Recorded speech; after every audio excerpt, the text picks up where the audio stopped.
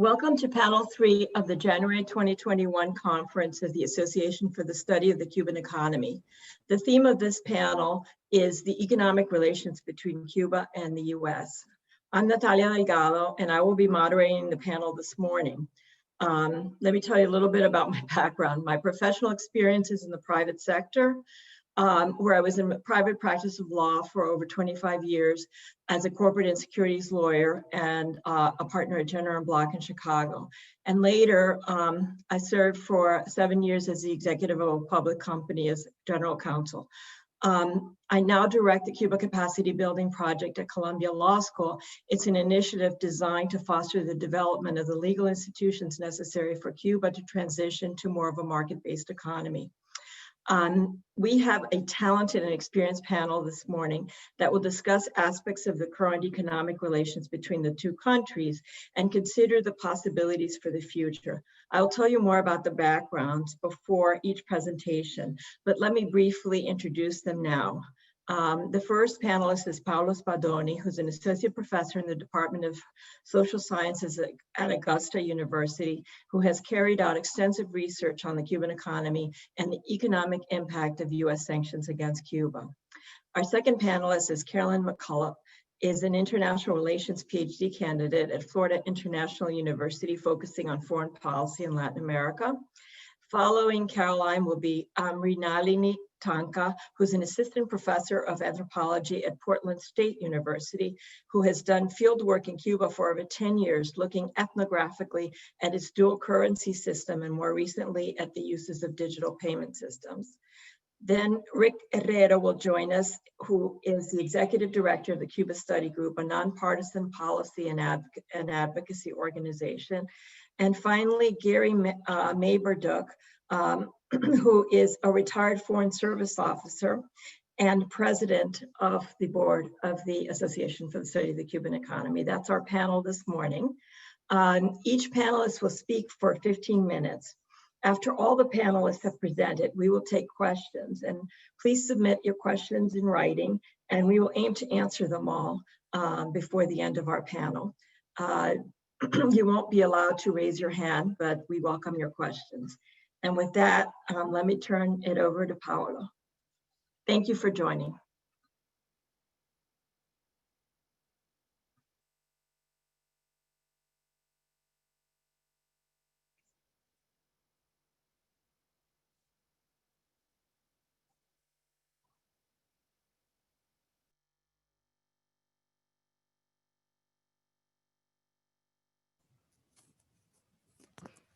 Can you hear me? Yes, we could hear you. Okay. Well, good morning, everybody. I'm very happy to be here. As you can see from my PowerPoint, the topic of my presentation will focus on the punitive measure that the Trump administration has implemented toward Cuba since 2017. Let me switch to the next slide. Oops, why doesn't it go? Okay. All right. In June 2017, roughly 6 months into his presidency, Trump said that Obama had negotiated a terrible and misguided deal with Cuba. He promised to do away with the policy of rapprochement of the Obama administration that was launched in 2014, at the end of 2014. So to cancel completely that policy, because it was portrayed as a one-sided deal. And he promised to enforce the tourism ban, to enforce embargo restriction, to help Cuban private sector, this is very important, and to practically stop the flow of money going into the coffers of the Cuban military.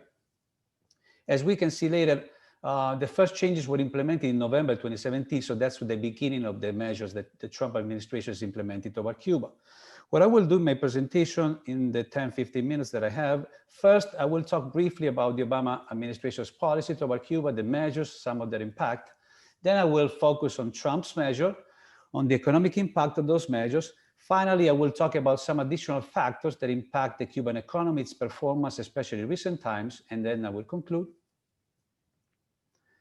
When it comes to the Obama's measures on Cuba, there have been 6 sets of amendments to sanctions rules after the 17D. The 17D referred obviously to December 17, 2014, which is when Raul Castro and Barack Obama unveiled to the world an agreement they had made on a process toward normalization of relations between the two countries. The key changes that I highlighted here in this slide: first and foremost, independent travel to Cuba under a general license. 12 categories, no tourism ban, but the most important one was the people-to-people general license that at the time that it became individual, practically nullified the tourism ban, because you could travel to Cuba under the banner of educational trip that practically included almost everything.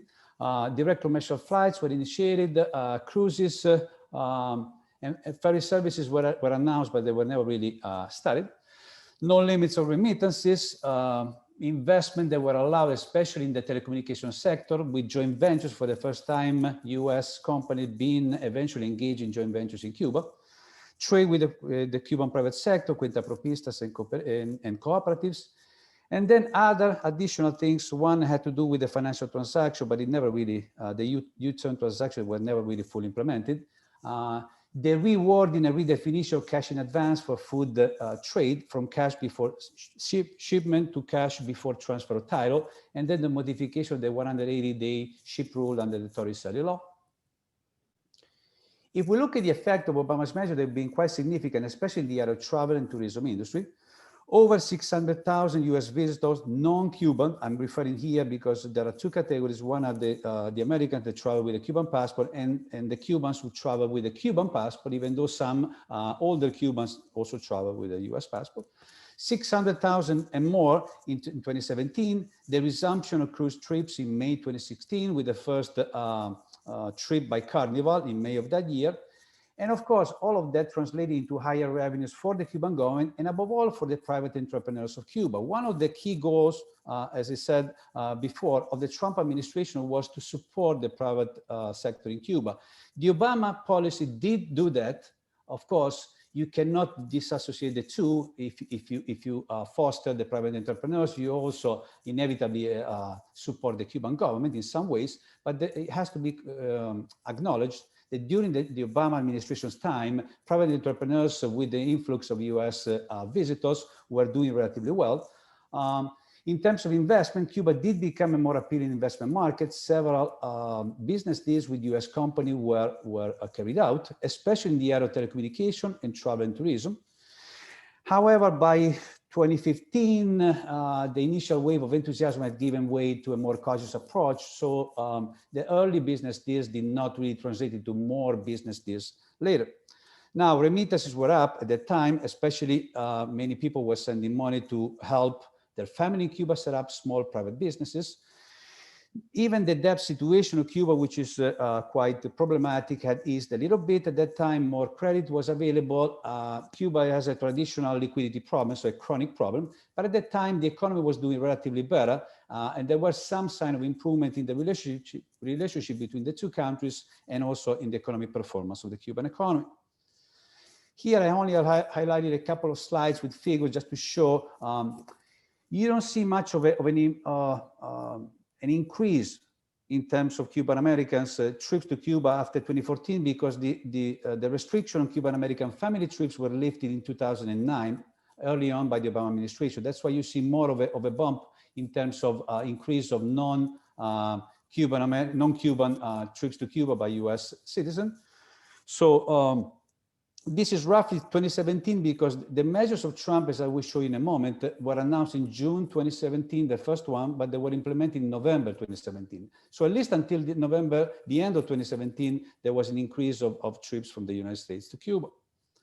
Now, I'm showing this slide for a very simple reason, because one of the goals, as I said, of the Trump administration was to help the private sector of Cuba. Under the Obama administration's policy, the private sector of Cuba did indeed improve its situation. If we look at visitor days by sector, as you can see in this figure, 2014, 2017, the visitor days, by the way, they combine a number of visitors with a length of stay. We can see how the proportion between the state and the private sector diminished dramatically. It was roughly 4-to-1 in 2014. It was less than 2-to-1 in 2017, meaning many people traveling to Cuba did stay in casa particulares and in private accommodations. So definitely that helped the private sector. Now, the other part that I also will show you toward the end of my presentation was that the revenues of the private sector nearly doubled in 2014, 2017. There is some debate about how you can really measure that, but the official figures show that was the trend in those 3 years. Now, when it comes to the Trump measures on Cuba, 8 sets of amendments were implemented since November 2017. I'm not going to go through all of that, but the most important one first is the first one in terms of travel. First, he reverted to the group travel under the people-to-people banner, and then eventually eliminated the category altogether, meaning if you want to travel to Cuba, as you used to do it before under people-to-people license, you will have to do it with the support for the Cuban people, but it's a different category that entails a different kind of scrutiny, so definitely it's more difficult to do it that way. In May 2019, so there's a time frame between November, almost a year and a half, where really nothing significant happened in terms of changes to the sanctions rules. But in May 2019, he activated Title 3 of the Helms-Burton that remained dormant since 1996. June 2019, no more the people-to-people travel and the cruise ships. Then, of course, there were more limitation on family remittances, more limitation on charter flights. And finally, in September 2020, there was a limitation on US visitors staying in almost every hotel, something that you would have said it could have happened before. If the idea was to stimulate the private sector in the first place, would have been probably better to ban Americans staying at Cuban hotels early on and foster the accommodation through private entrepreneurs, something that instead it happened, I would say, the other way around. Now, the other thing that also the Trump administration did was to create a list of restricted Cuban entities with which you can, US entities cannot have direct financial transaction. It's very long, the list, but I only highlighted the 2 most important recent additions, FinCEMEX and American International Services, because this is really the addition that led to the end of the Western Union business with Cuba in terms of remittances. And then the last one that just happened a couple of days ago, Banco Financiero Internacional was added to the list. Now, when it comes to Trump's measure, also an impact on Cuba were the sanctions on Venezuelan petroleum industry and also on tankers transporting Venezuelan oil to Cuba, which led to the disruption of oil supplies to Cuba. Then there were sanctions on foreign banks. There was the decision in June 2020 to force Marriott to cease its hotel activities in Cuba. Marriott, for those of you who don't know, is the first US company having an administration contract, hotel administration contract in Cuba. It was the Hotel Quinta Avenida, the former hotel, and now 4 Points by Sheraton. It was ordered to cease its operation because it was not given the renewal of the license in June 2020. And then the Western Union suspension of remittance services on November 2020. Now, when it comes to the impact of Trump's measure, I would say definitely they did have quite an impact. They started slow, but at the end, the impact was significant. In the travel and tourism industry, there was indeed a major reduction of visitor flows to Cuba, as I will highlight in a moment. Less revenues going to the Cuban government, but also less revenues to the private sector. Inevitably, the investment side of the equation, the Helms-Burton law and the activation of Title 3 did have an impact in lawsuits. There were several, I put it here, 26 Title 3 lawsuits in the first year. So April 2019 to April 2020, 76 companies involved, 50 American companies, 26 European firms. A lawsuit against Carnival was dismissed in July 2020, and there was practically like a sign that some of those lawsuits cannot really go through. In any case, there was a deterrence to potential foreign investors in Cuba. Several projects that were about to be implemented were actually suspended because of the Helms-Burton and because of the threat. There are other areas of the impact, probably remittances did decline, but here when it comes to remittances, an important aspect also would be the COVID-19 pandemic, as I will say in a moment, that did have an impact on that, especially in 2020. And then the problem that Cuba had to do transactions with foreign banks that were fined by the US, and then the oil supplies to Cuba. Now, I'm putting here a figure when it comes to US visitors, and I'm distinguishing the mode of transportation by air and by sea. As we can see here, in 2017, 2019, US visitors declined by 20%, but US visitors via airplanes declined by 33%, meaning there was an impact quite significant in how many people were traveling to Cuba by air, less by sea, just because the 2017 number does not fully include the suspension of cruises that happened in June 2019. So we can see here it was 200,000 cruise tourists, but that was only the first part of the year. In the second half, there was practically zero. Now, instead, Cuban American visitors did increase 28% during the same period. So the policy was tailored toward Americans of non-Cuban descent, and especially on cruise tourists, but also on visitors by air. Now, this is the number of revenues, I mean, the amount of revenues that the ONA, the Cuban Office of National Statistics, reports. Now, we can have issues with those numbers, where they are fully inclusive or not. But the numbers did show that 2017 was the peak in terms of revenues, and then beginning from that, the revenues of the private sector declined dramatically, which makes sense. So perhaps the number might not be accurate, but the trend, I think it will be. So minus 47% during that same period was the decline of revenues of the private sector related to tourism activities. Now, I also added one slide on foreign direct investment in Cuba. There are no official figures on direct investment in Cuba. The Cuban government has recently, in November 2020, they have the annual trade fair, and the foreign investment and foreign trade minister said that 180 projects worth 7.4 billion had been approved since the enactment of the foreign investment law, the new foreign investment law of Cuba in 2014 until 2020, and more investment were approved in Mariel with more capital involved. However, that mostly referred to the amount of capital that has been, is part of the deal, not to the actual capital that has been delivered to Cuba. The Economist Intelligence Unit has a database. They do include numbers on foreign direct investment, and I'm just reporting them here. The average annual FDI was 676 million. And why I'm saying it's below target, because Cuba has identified a few years ago between 2 and 2.5 billions in FDI is required by the Cuban economy to sustain a GDP growth annual at least of 5 to 7%. And of course, that target has not been met and is far from being met, even assuming that these numbers are accurate. Now, finally, you cannot really talk just about the impact of Trump's economic measures against Cuba without considering the additional factors that have impacted the Cuban economy in recent years. I say that Cuba has received a sort of triple punch at the same time, not only by Trump, but also the Venezuelan political and economic crisis and the coronavirus pandemic all came at the same time and all had an impact quite significant on the Cuban economy. When it comes to the Venezuelan crisis, the most important impact was the disruption of the oil supplies, but also when it comes to the export of professional services, medical services in particular, Cuba, in Venezuela, have declined significantly because of that. And the coronavirus pandemic has practically stopped the tourism industry, disrupted the informal remittance channels. And by this, I mean the mules activities. Of course, if you cannot travel to Cuba, you can also not be able to deliver money, increased shipping costs, and also creating more and more food shortages. And finally, the currency revenues of the Cuban government has declined dramatically, especially in 2020, but even in 2019. And as I will show in my last slide, here is an estimation of 2020, but the rest are official figures. We can see how the Cuban government's access to our currency since 2014 to 2020 has declined significantly.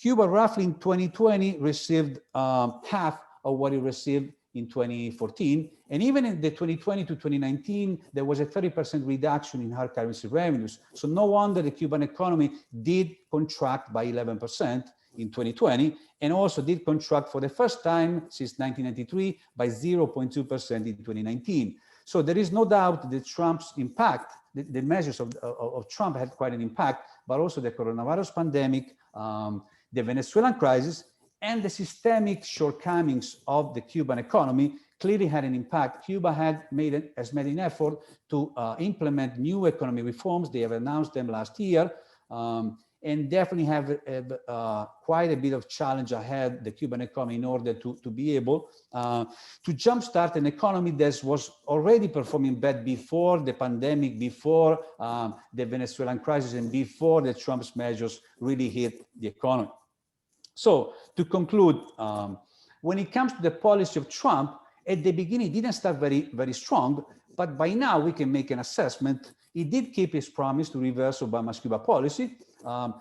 If you consider the possibility of including Cuba in the list of terrorist countries, practically almost everything that Obama did was undone by the Obama administration. Even in terms of normal diplomatic relations that are still there, definitely there's way less cooperation right now than there was during the Obama time.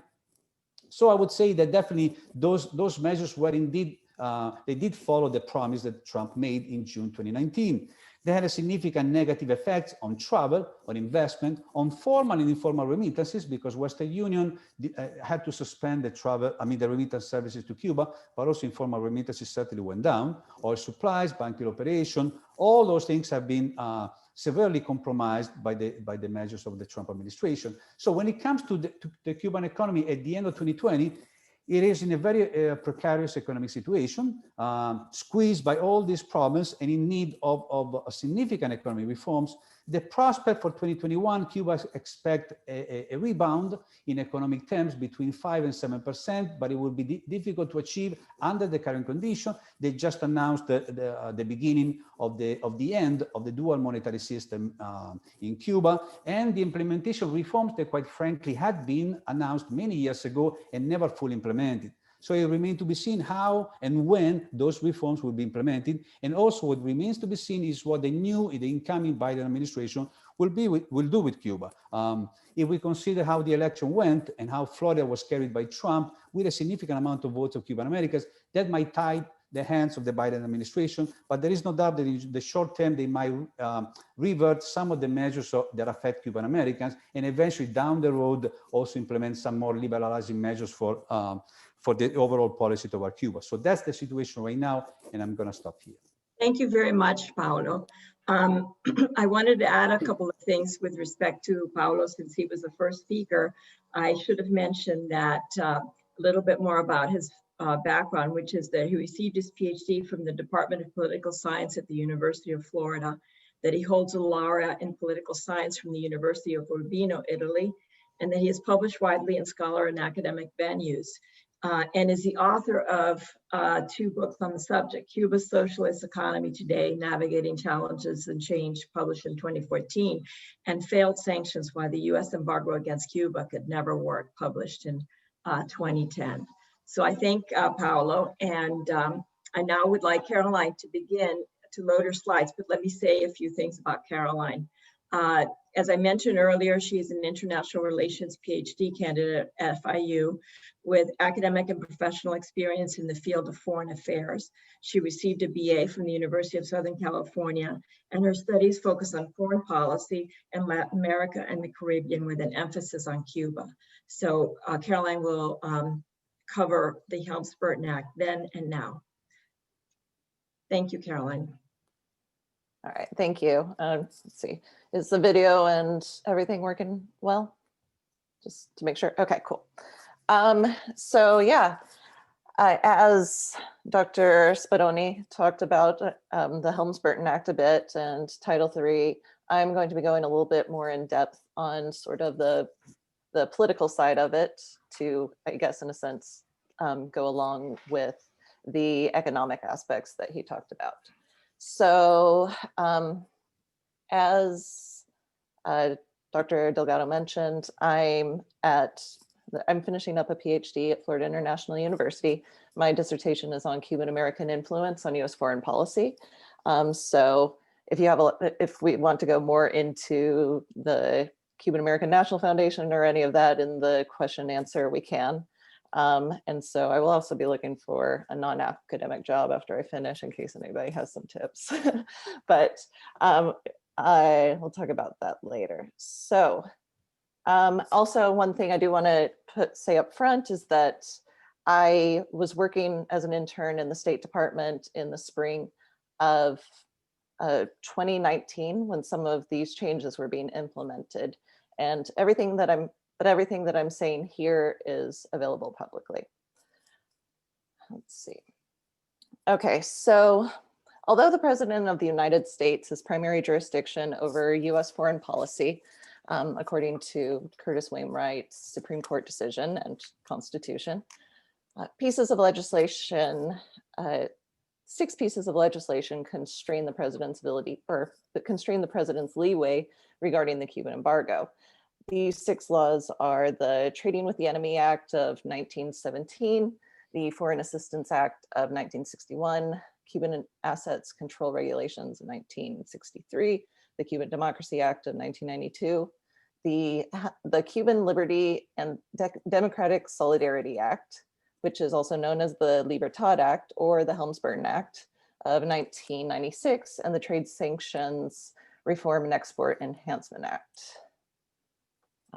So today I will discuss the Helms-Burton Act, which codified the Cuban embargo. First, I will briefly review the events that preceded the Helms-Burton Act.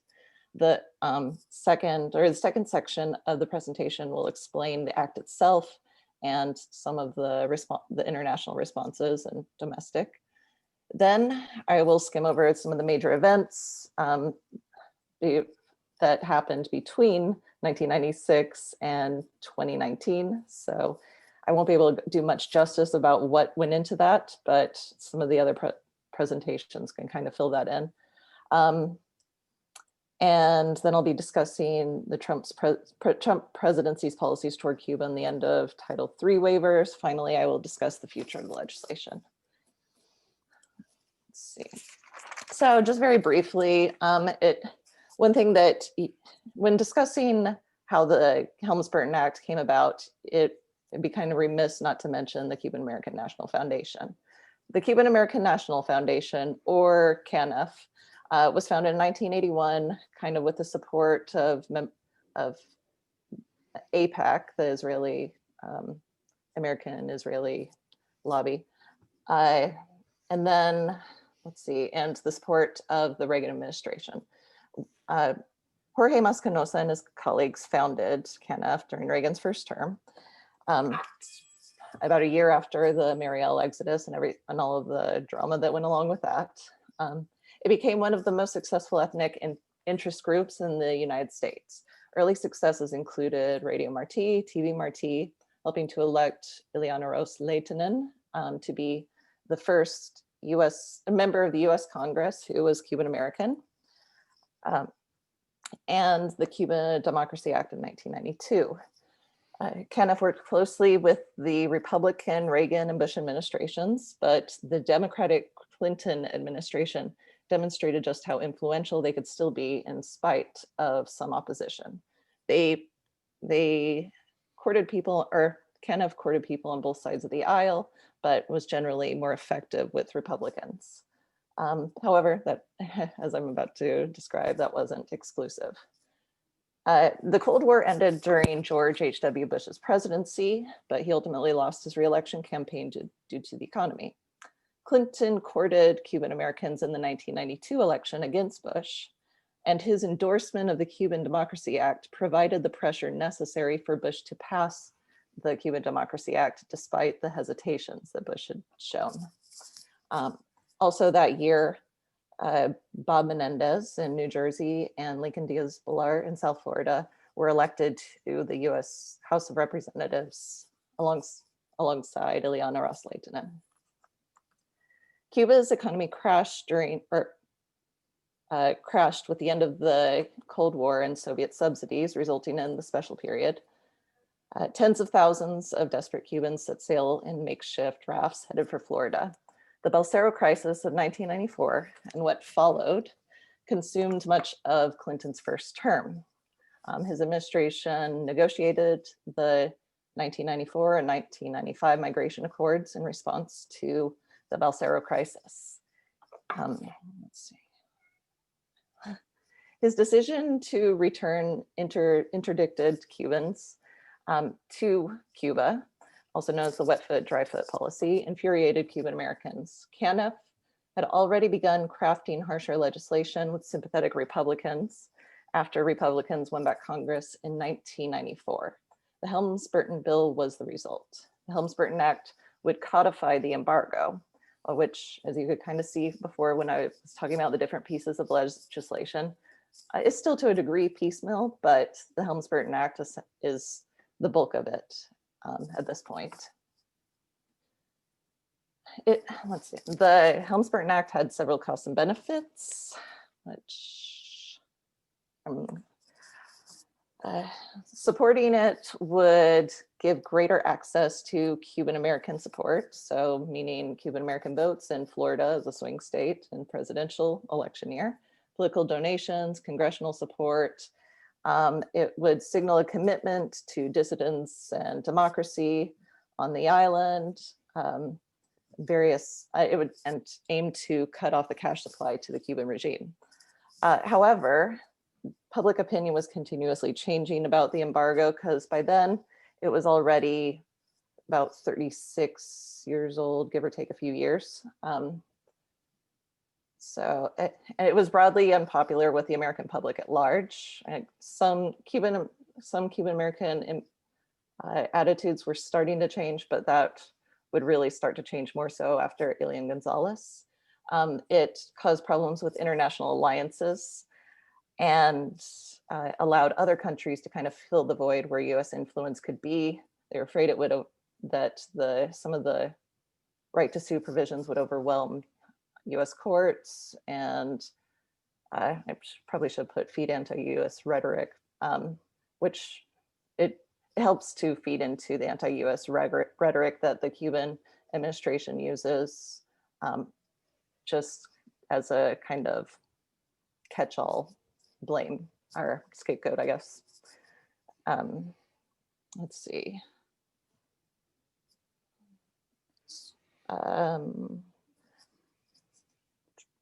I lost my place for a second there. Okay, so Clinton, because of all these costs and benefits, and one of the other costs, of course, was that the Helms-Burton Act, the way it was written, it put ending the embargo into the hands of Congress more so than into the hands of the president, even though the president usually has primary jurisdiction over US foreign policy. So it kind of undermined the president's ability to navigate Cuban foreign policy. So Clinton was very hesitant to support it. Of course, that all changed after 4 US nationals or pilots were shot down over international waters in February 1996.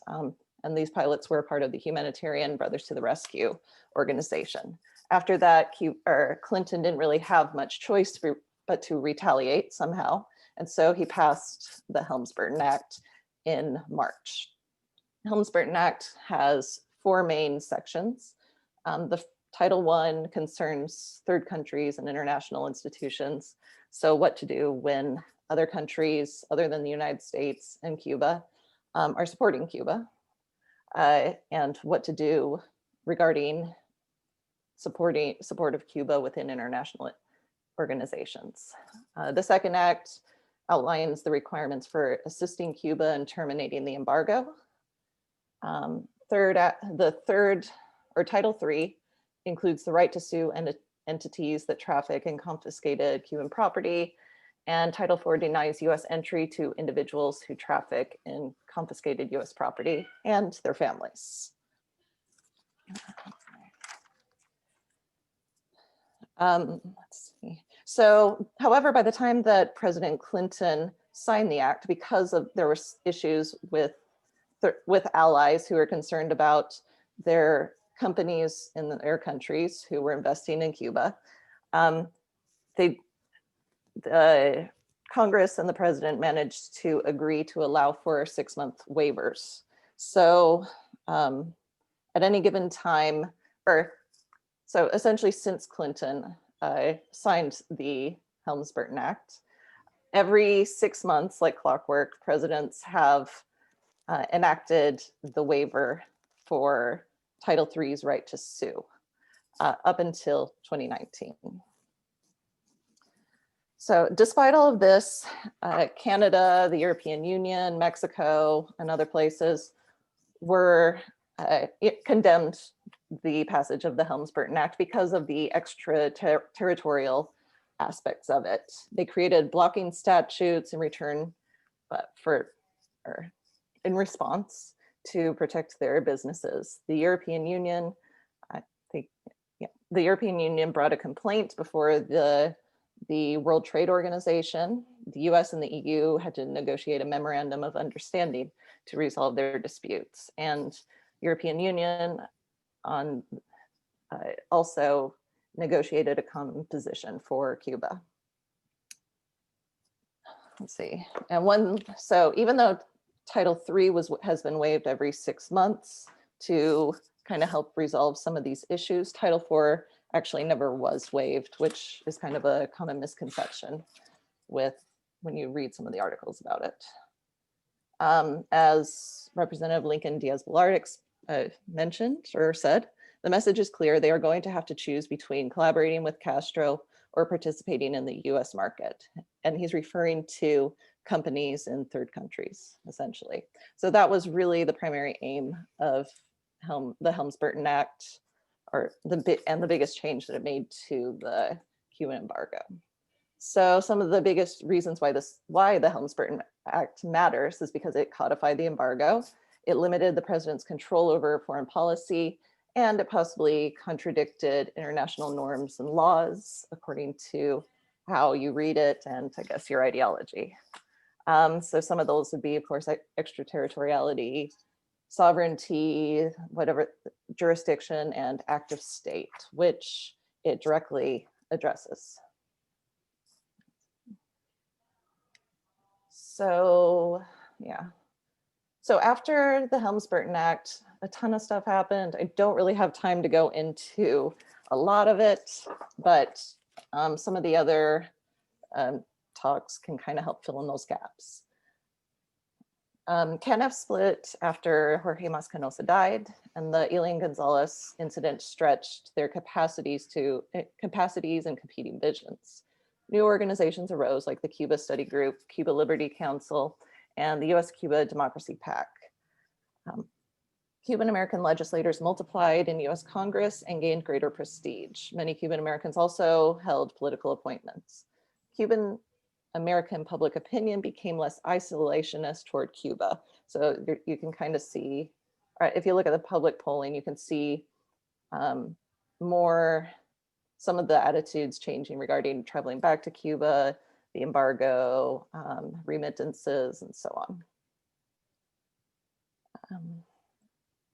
Of course, and then of course, there was Obama's thaw, the 17D thaw, that began to normalize relations with Cuba. By the time,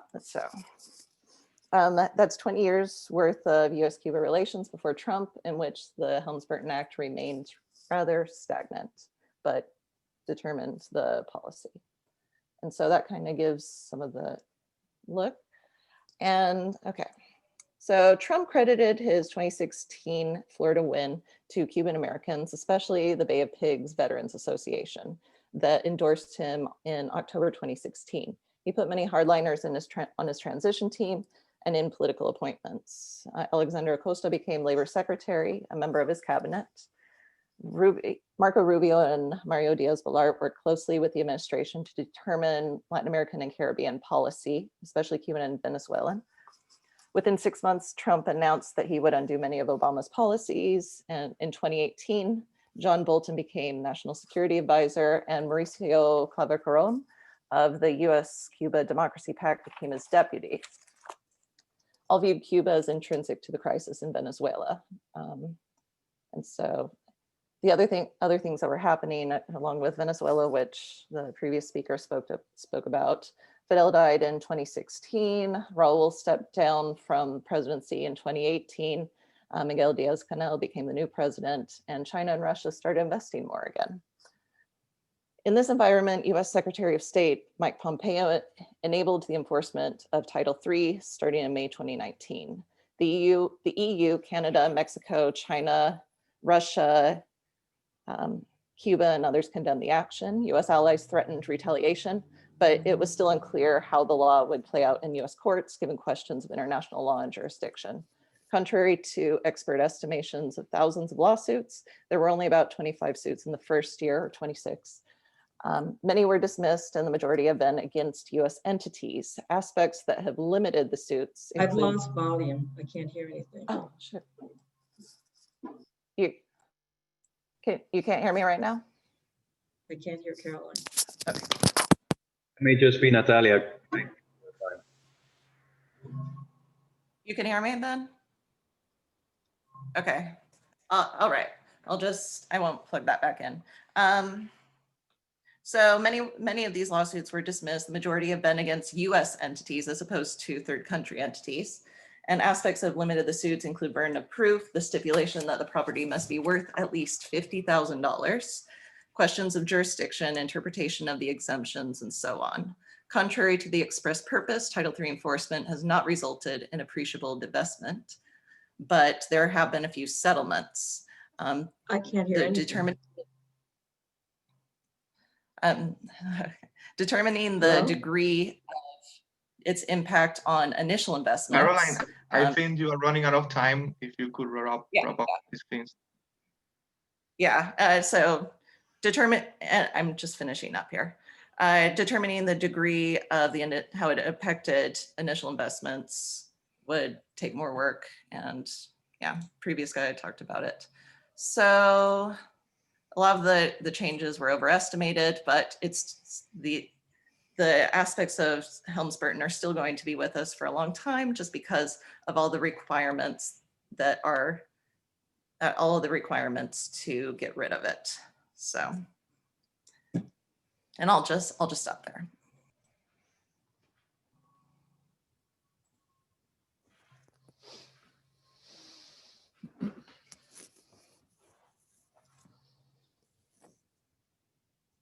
So does Dr. Delgado, did she hit the volume on her own computer? Hello?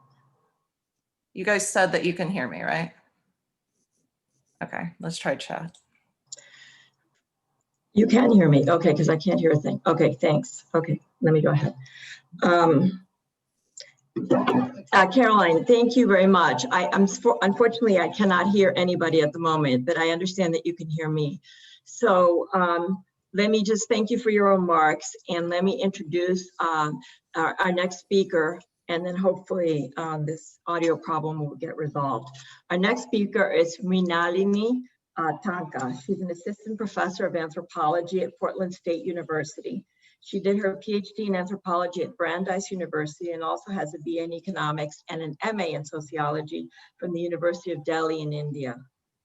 Prior to joining Portland State University, she was a postdoctoral scholar at the Institute for Money, Technology, and Financial Inclusion at the University of California in Irvine. Her research highlights how specific histories, politics, morality, and value systems affect the uses and meanings of money in different societies.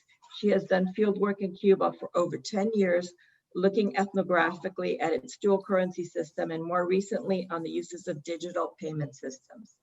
So thank you and welcome, Mrinalini, and let me turn it over to you.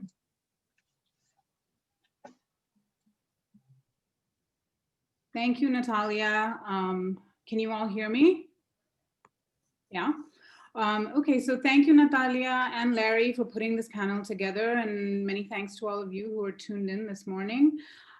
So first off, as Natalia mentioned, I'm an economic anthropologist, so most of my work is based on ethnographic research, and what I'm going to present today are some findings from research I've been conducting since about 2016 on the payment and money transfer infrastructures of digital and e-commerce platforms that more and more Cubans began using at the time as internet penetration slowly started to increase. So I've been investigating the sort of benefits and also the challenges of operating on these platforms, particularly due to the effects of US sanctions on global finance and their effects on the ways international transactions are settled. So today I'm going to focus on Airbnb transactions and cryptocurrency transactions. So with global trends towards digitizing commerce and financial services, several online platforms also entered the Cuban market. So formal value transfer services such as Ding, emerged for diaspora Cubans to remotely recharge mobile airtime and top up Nauta Wi-Fi credits for their family on the island. To compete with the Mula career agencies, major supermarkets in Havana and in other provinces also created online marketplaces linking agencies such as U.S Cuba that enabled kin abroad to select and pay for items in local stores that could then get delivered to their families in Cuba. These are some examples of how this began.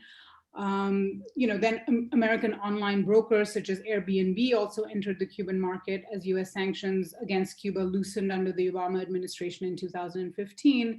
And at the time, there was sort of limited internet on the island, and many Airbnb accounts for rentals in Cuba were managed by overseas relatives or sort of well-to-do listing agents with more regular high-speed internet, who could respond in a timelier fashion to reservation requests and questions from guests and things like that. But with no US-Cuba direct banking relations, electronic payments for reservations made on US-based sites like Airbnb could not be deposited directly into individual Cuban bank accounts. So Cubans listing with Airbnb either themselves had foreign bank accounts or had friends and family members with foreign bank accounts to receive the online payments, or they would get cash payments delivered to them in Cuba from a third-party remittance service contracted by Airbnb, such as Cuba.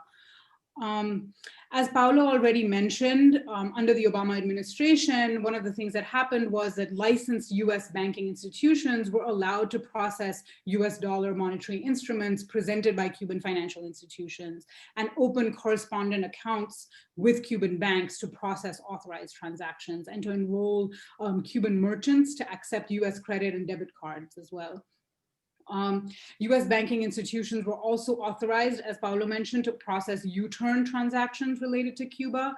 And what, in other words, that's fund transfers from a bank outside of the United States could pass through US financial institutions before being transferred to a bank outside of the United States, even when neither party was subject to US jurisdiction. So this facilitated non-US companies' ability to engage in US dollar transactions involving Cuba. And these U-turn transactions were eliminated by the Trump administration in 2019. So the shifts in banking relations under Obama were facilitated by removing Cuba from the state sponsors of terrorism list that, of course, Mike Pompeo is threatening to reverse.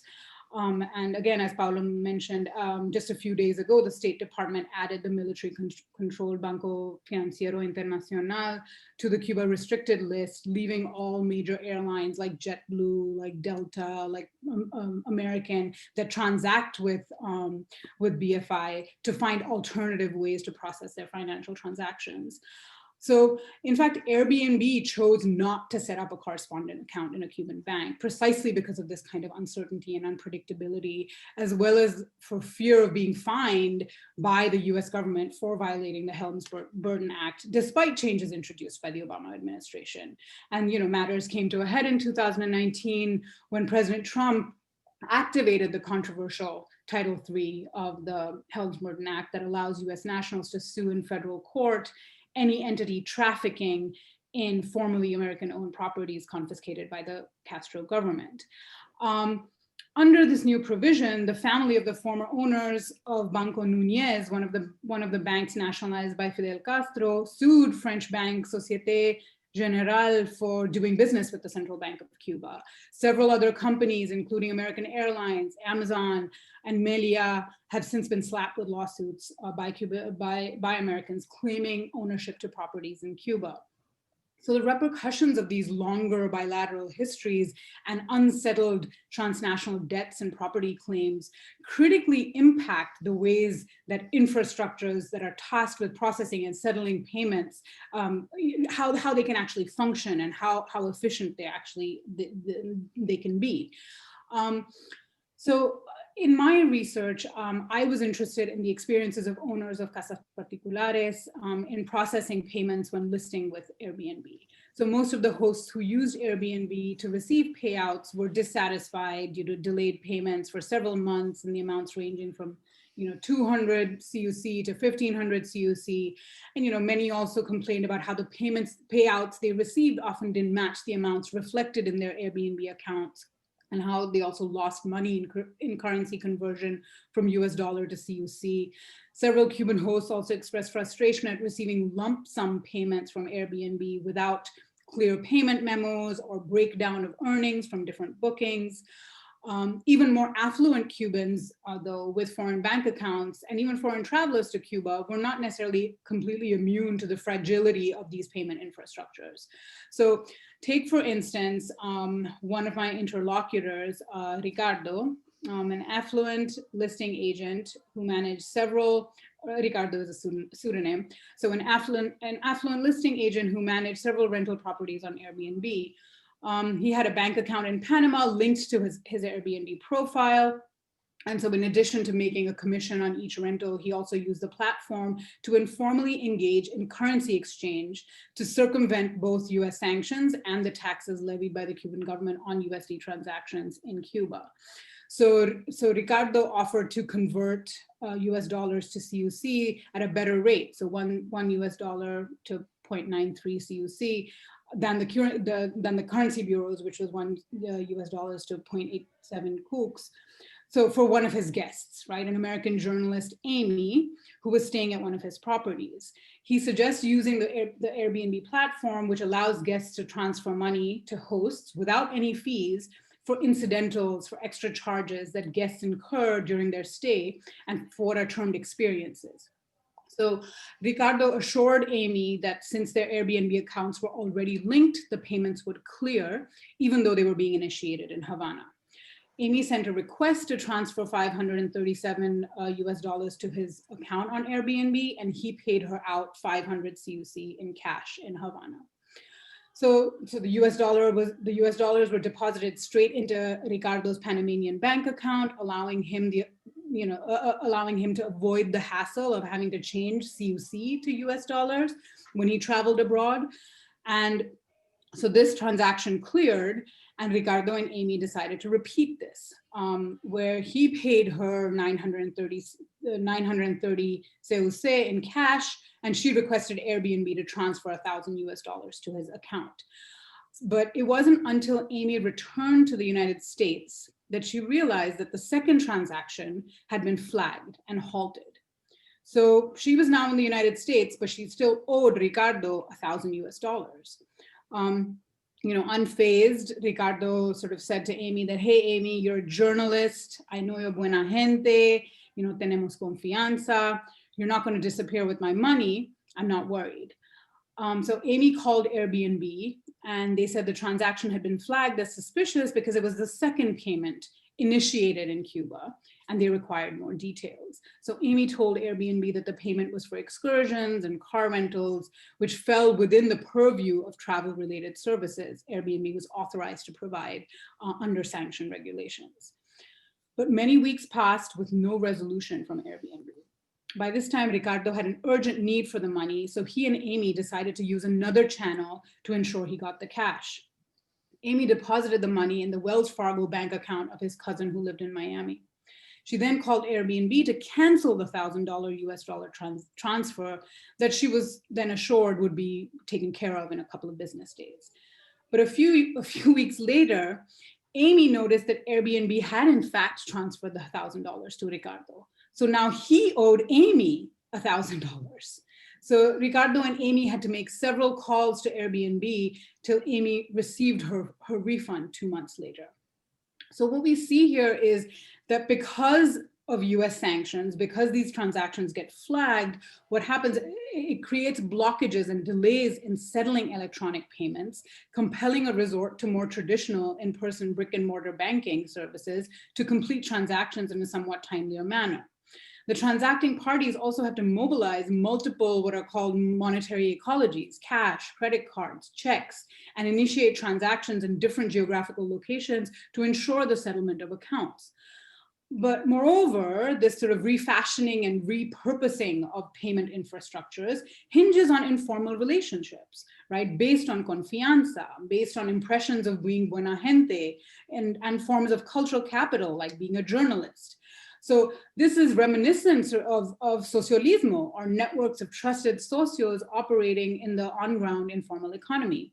At every stage in the sequence of events that I just mentioned, confianza between the multiple parties counteracts the obstructions in the payment infrastructures that at any point could have yielded a default in payment. So electronic payment infrastructures are therefore sort of propped up by what are termed social infrastructures, where people mobilize a complex of technologies, spaces, relationships through a collaborative practice that, that carry both traces of past relationships, but also a willingness to transact in new and novel ways. So here it's the histories of informality and engaging in socialismo and perceptions of confianza that produce this social infrastructure upon which these new interactions with digital payments, with digital platforms and electronic payment ecologies get built. And they are really ultimately what drive the accounts to be settled. So, with the expansion of the internet on the island, some Cubans have also turned to investing and trading in cryptocurrency as a way to skirt US economic sanctions and access global financial markets and online retail marketplaces. So programmers and other IT professionals also use cryptocurrency as a way to work in the global economy and get compensated for their labor. Brazil-based startup Fusiona, one of the few Bitcoin exchanges serving Cubans, had nearly 700 registered accounts since its launch in 2018. Alex Sobrino, founder of Cuba Crypto, estimated that around 10,000 Cubans were using cryptocurrencies. In April 2020, an Italian-Cuban entrepreneur, Mario Mazzola, launched Cubita, Cuba's first peer-to-peer Bitcoin exchange. Even Cuban President Miguel Díaz-Canel announced in July 2019 that the government was exploring the use of blockchain technology and cryptocurrency to boost the economy, which was severely crippled by the collapse of Venezuela and tightened US sanctions under President Trump. More recently, with Western Union suspending US remittance transfers to Cuba, as well as the kind of assumed volatility accompanying currency unification, there's been a rise in the use of cryptocurrencies as both a medium of exchange and a store of value. Now, similar to Airbnb, crypto wallets cannot be linked to Cuban bank accounts. So Cubans either have people abroad to on-ramp their wallets with installments of cryptocurrency, or they purchase cryptocurrency in person from networks of local traders in Cuba in exchange for cash.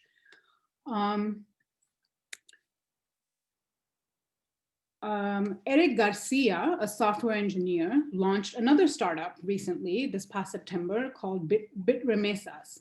BitRemesas is a platform that allows remittances to be sent to friends and family in Cuba in a variety of cryptocurrencies, Bitcoin, Ether, Dash.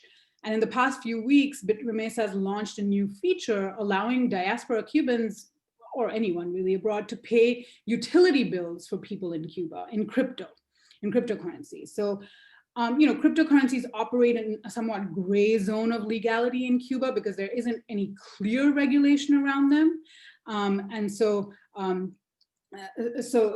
things are possible that precisely because there's nothing strictly laid out about how the government responds to cryptocurrencies. However, since there's no direct linkage to crypto wallets, there's no direct linkage between crypto wallets and banks or utility companies in Cuba, startups like BitRemesas accept remittances in crypto and charge a fee for processing the transaction, and then they make payments out to individuals or to the utility companies in cash or through Transfer Móvil, which is a Texas mobile application for making online payments. So BitRemesas has recruited a network of programmers and software engineers through word of mouth that operates somewhat like agents responsible for verifying each transaction. And in the process, these agents can gain a bit of commission in cryptocurrency. So the important thing to note here is that this distributed crypto platform also functions a little bit like socialismo, right? Based on a social infrastructure of agents of confianza, since again, there's no legal recourse for payments being stalled or canceled. Now, while cryptocurrencies such as Bitcoin propose that one must simply trust the code or the cryptographic algorithm that secures global anonymous transactions, in Cuba, there's currently little use for these technologies as a means of payment, unless they are undergirded by these cash infrastructures or these social infrastructures of trust.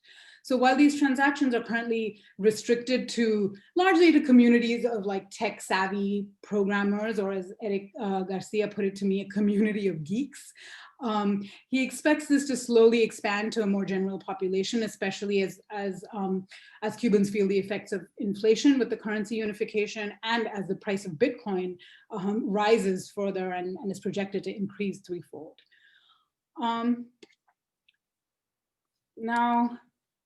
Now, there are several ways that US sanctions impinge even on the circulation of this so-called anti-state, decentralized, peer-to-peer cryptocurrency exchange in Cuba.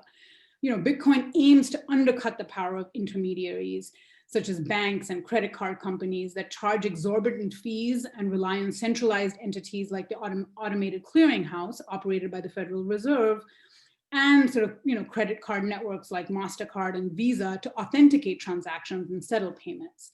But private third-party providers processing Bitcoin payments, such as Coinbase, Bitfinex, and Binance, are all bound by US sanction regulations and compelled to flag and detain electronic payments initiated in what they call a prohibited country, like Cuba.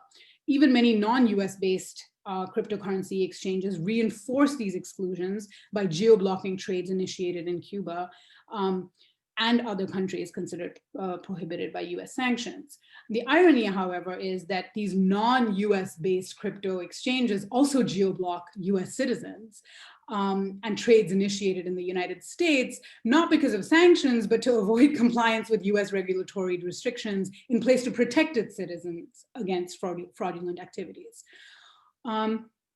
Now, several of the Cubans I spoke with and I interviewed, spoke of having to use virtual private networks, VPNs, to bypass both the Cuban government's close monitoring of internet activity and censorship of particular websites, and to hide their locations and IP addresses so that they are not geo-blocked from accessing private cryptocurrency exchanges.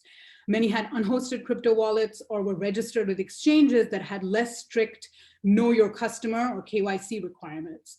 However, this is an extremely precarious position in the event that that they get locked out of their accounts, or if they have to produce identity documents.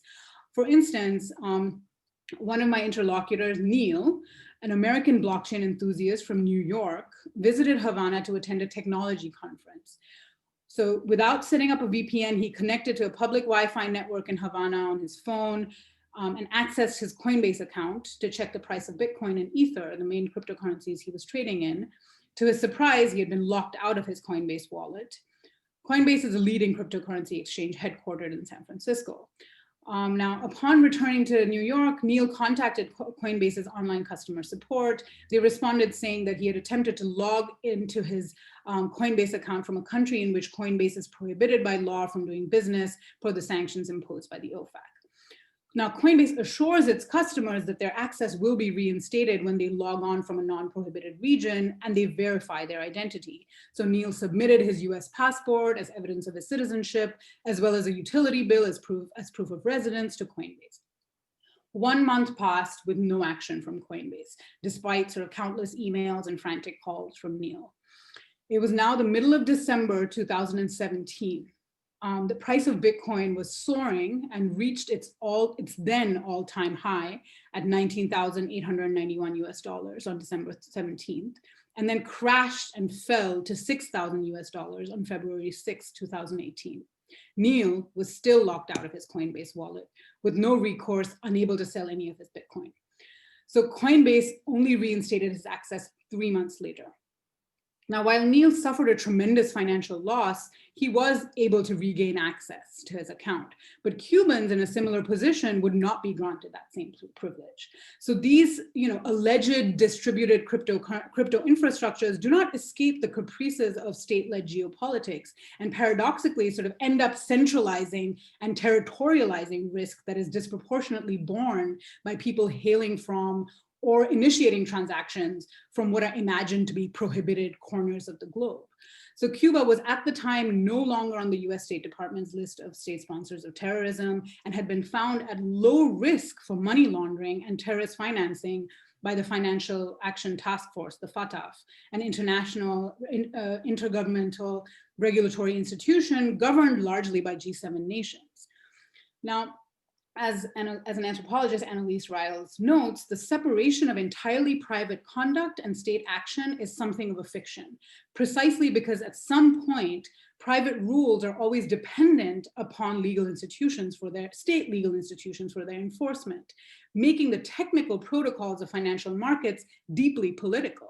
So Bitcoin and other cryptocurrencies thereby cannot entirely circumvent the lingering histories and haunting effects of US sanctions and continue to be intimately intertwined with the political economies and entrenched exclusions enforced by more centralized US state and international regulatory institutions.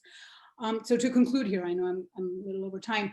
I've tried to show how financial transactions between the US and Cuba are governed by these sort of interconnected technical and social infrastructures that work to channel and settle, but also to obstruct and delay electronic payments across borders. Now, these dense histories of the US embargo against Cuba that is itself a product of unsettled debts and property claims sort of, clogs the networks of these payment infrastructures. Settlements then are linked across scales and temporalities with everyday sort of real payment settlements hinging on these protracted political histories between the US and Cuban governments. And electronic payment infrastructures therefore have to be propped up and secured by pre-existing cash infrastructures that engage in repairing these breakages and delays and fallouts of an interoperable banking system. And Cubans' experiences challenge the promise of digital payments being more inclusive and speedy and secure, particularly when their settlements, even on decentralized crypto platforms, can be detained by the edicts of US geopolitics, both in the sense of being held back, but also being criminalized. So more broadly, I think this demonstrates an urgent need for proponents of digital futures to reckon with the past, with politics, and with power, and recognize the way that these infrastructures of cashlessness are entrenched in these global neoliberal economies that distribute risk and forms of precarity inequitably and unevenly. Thank you. Thank you very much, Mrinalini, for that presentation. I know Gary has a question of you, which he can ask at the end in the question and answer section, because next we need to hear from him. Let me say a little bit about Gary. Gary is a PhD economist. He's a retired Foreign Service officer from the State Department and a member of the board of ASCE. Actually, he's our president. He has been writing on the Cuban economy since 1999, when he was a counselor for economic and political affairs in the US intersection in Havana. So with that, I'd like to turn this over to Gary, who will present next about how, I guess, the future, really, his presentation is about future relations. Thank you. It's going to give me a second here to set up again.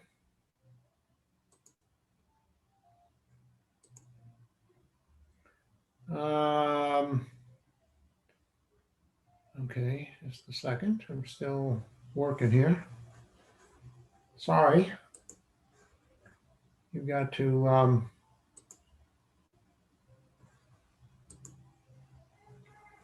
I do not have a PowerPoint presentation, so all you're going to get from me is a title, and you're going to have to listen carefully.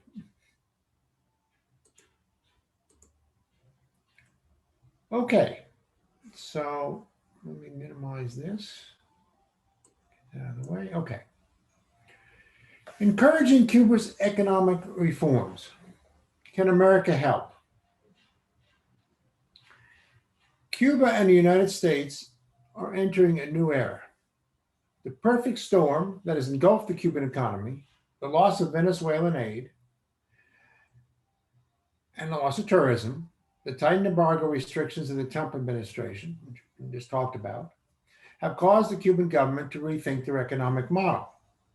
On the US side, the inauguration of a new administration with a jaundiced view of Trump policies will be looking for an innovative approach. Working against any kind of reapproachment are the perpetual issues of Cuba's refusal to deal with human rights abuses, the Cuban American community's hostility to positive gestures, or at least part of the community, Cuba's involvement in Venezuela, and the attack on American diplomats in Havana. On the Cuban side, their authorities' desire to maintain power, their determination to protect sovereignty and objections to any quid pro quo makes negotiations highly problematic. Although both sides need to do a serious rethink of their options, this paper will focus on the American side. Encouraging economic reform in Cuba will require a clarity and precision of thought that has been lacking in the Cuban policies of recent administrations. The Biden administration will need an understanding of the dynamic forces that have prevented serious reforms since Raul Castro first promoted them at the Sixth Party Congress in 2010, at the Seventh Party Congress in 2016, and the constitutional process in 2018.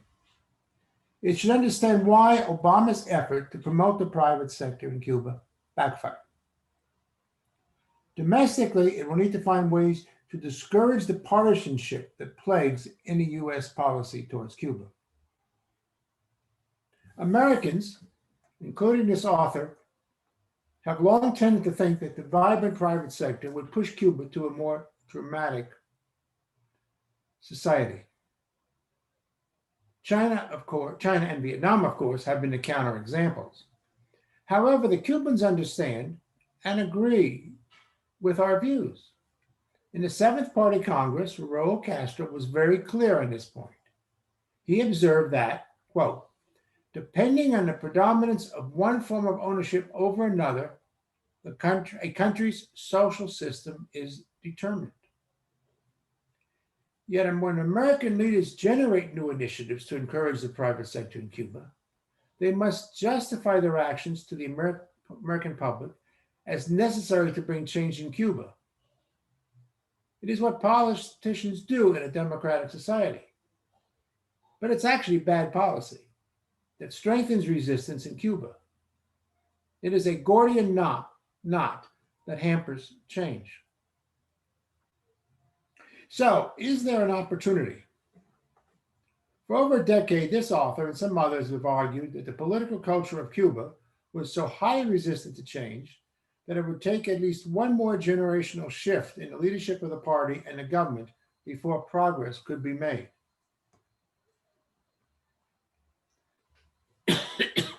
The perfect storm may have changed that conclusion. At least the planned economic reforms announced last summer may allow for reconsideration. With numerous pages written on the barriers to change in Cuba, and many speakers having spoken on it already here, it is not necessary to dwell on the details.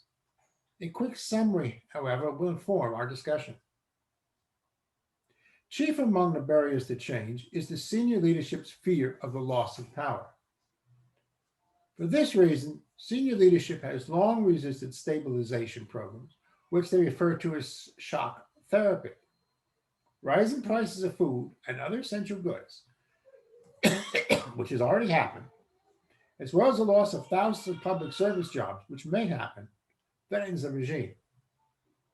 And the current effort at reform may well fail from the inability, the Cuban government's inability to police, to police the inflationary process it has already generated. Broad privatization and the accumulation of wealth allow for new centers of power in an otherwise centrally controlled economy. That can be seen in a constitutional reform process. Prior to the final revisions of the Constitution, there had been broad debate in the party about preventing an accumulation of wealth. Fidel Castro's own objections against wealth accumulation led to the abandoning of agricultural reform in the 1980s, and his objections have stuck. Yet when the penultimate draft of the Constitution explicitly banned wealth accumulation, the private entrepreneurs strongly objected at a meeting with party leaders and led to the and the language was weakened to allow some wealth accumulation. The expansion of the private sector has led to the beginnings of a civil society, which in itself is a threat to the regime. It must be a worry to party ideologues.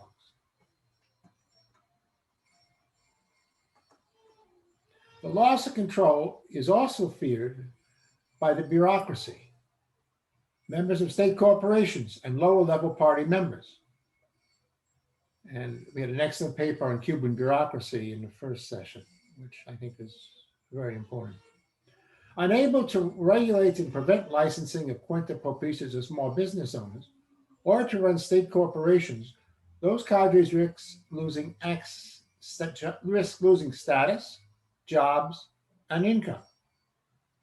Despite two rewrites of the Foreign Investment Code and numerous statements by senior officials on the need for foreign investment, foreign investors have found it impossible, almost impossible, to get through the approval process or even get to an answer on the status of their applications. Ideology is also a severe hindrance to change. Even as the Cuban model has failed, the search for fresh solutions must overcome an ideology developed by the leader of the revolution, Fidel Castro.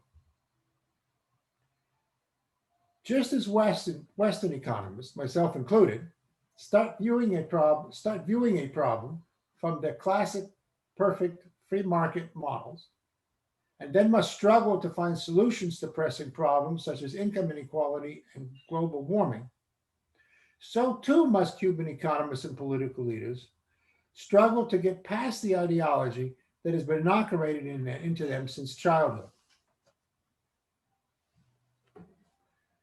That struggle is evident in the declarations of both the 6th and 7th Party Congresses and in the constitutional debates, where conflicting views were clearly evident. Finally, there was an important policy change introduced into Cuba by Raul Castro of a decade ago, democratization of the party. And this is an issue that I think has been largely missed by other analysts. In the long term, this may prove to be a significantly positive change that will spread to the rest of society. For the past decade, however, it has provided the more conservative party members a means to successfully resist and undermine reforms advocated by the leadership. And Raul Castro himself has mentioned that. Despite the economic crisis, that may continue. So how do we proceed? First with a drink.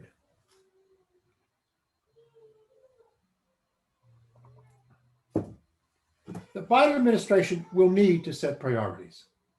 It will need to decide if it can improve relations with Cuba, while the regime continues to punish any opposition and continues to support Maduro in Venezuela. It will need to decide if it can restore normal staffing levels to our embassy without some resolution to the attacks on our diplomats. This paper does not purport to examine those issues, except to make the author's personal observation that the first two would be highly unlikely to meet with any success. The regime's stability depends on preventing any serious opposition from even starting, and views Venezuelan oil, even in diminished qualities, if in fact they are diminished, key to its survival. The attack on our diplomats is more complex. It was most likely carried out by the Russians. It's Putin's style, and he is the one most likely to have had incentive to do so. That said, the Cuban government, if they did not know about the event before, probably know about what happened since, and needs to make clear they will do everything in their power to prevent it in the future. Until we are sure of their commitment, our embassy staff should continue to be minimal, except for the analytical officers who can help keep a critical eye on the events on the island. Domestically, the Biden team should try to discourage making Cuba policy a domestic issue. This is almost an impossibility, but it needs to be tried. Continued consultation with Congress, a priori consultation with Congress, and the Republican opposition should help inch both sides to a mutual understanding of means and goals.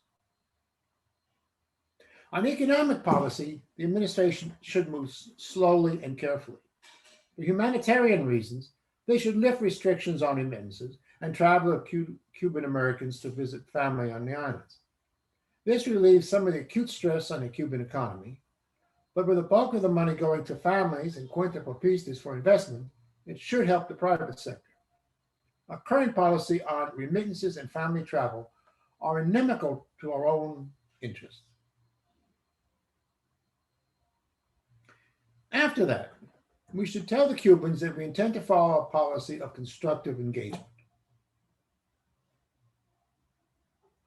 We will not trample on the Cuban notion of sovereignty, which is always a losing cause. Nor will we change our own policies in hopes for or a promise of change. Instead, we should follow their policies, and when the Cuban government decides on reforms that build a modern economy based on individual initiative and free markets, we should alter our embargo to support those specific moves.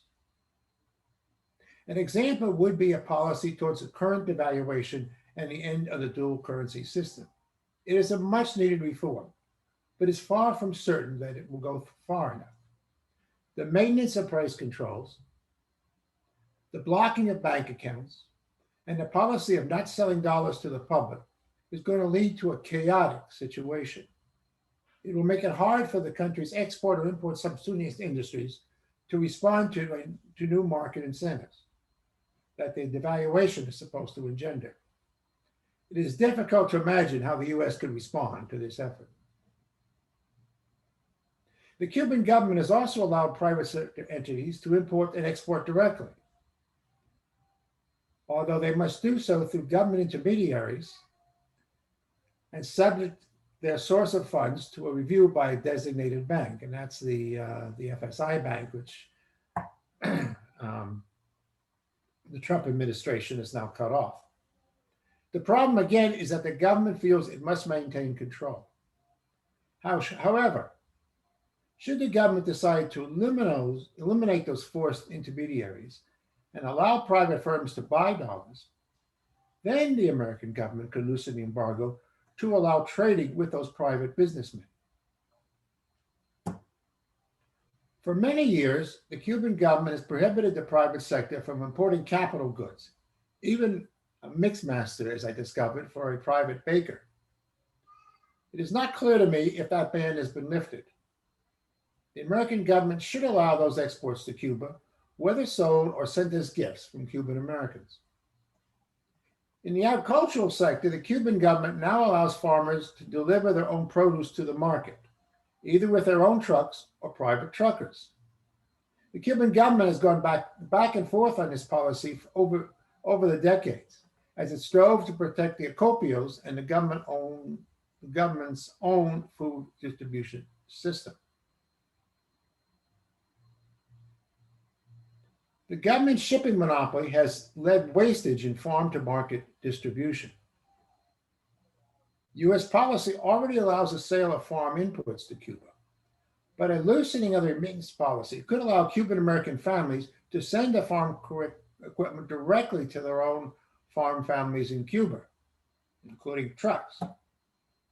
It would be a win-win solution for everyone, including the Cuban consumers and the Cuban government. Currently, U.S. policy does now allow supplier financing of our exports to Cuba. Given Cuba's continued record of defaults, U.S. policy makes sense. We should not want U.S. government guaranteed deposit institutions to risk their capital in Cuba.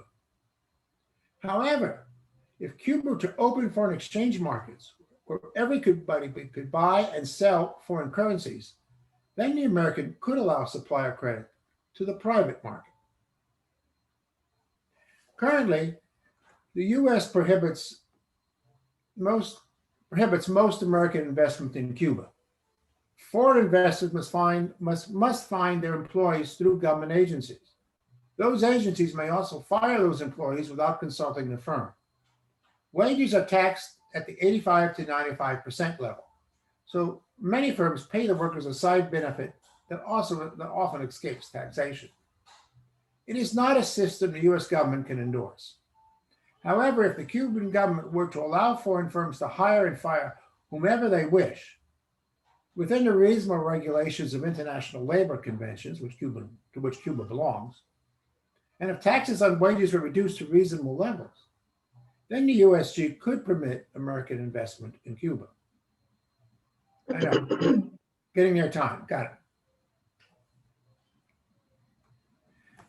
If Cuban current reform efforts move forward in search of greater efficiency, there should be more opportunities for constructive engagement.